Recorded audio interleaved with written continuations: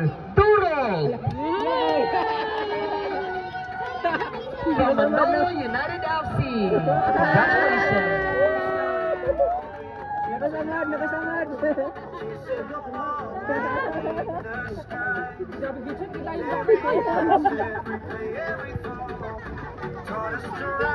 Now let's award our best defender. Our best defender is Arkel Ladiza from Manolo United FC.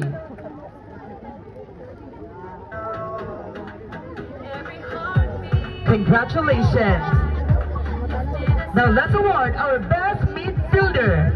Our best midfielder is 30 Valmores from Manolo United FC.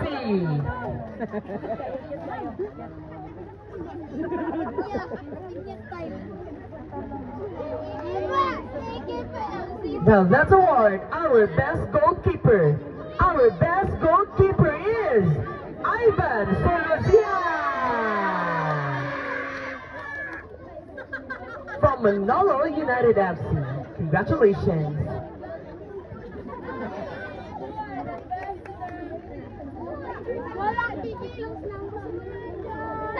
Congratulations. Now, let's award our Sportsmanship Award. Our Sportsmanship Award is given to Marco Gallianero from Manolo United FC.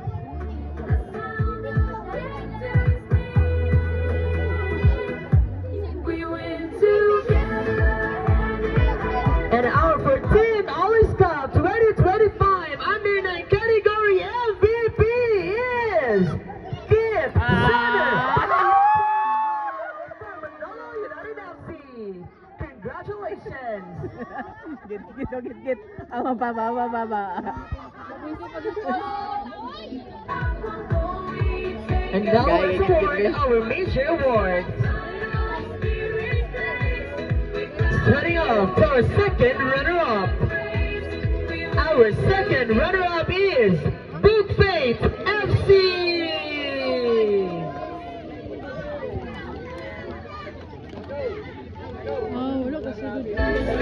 Congratulations, Book Faith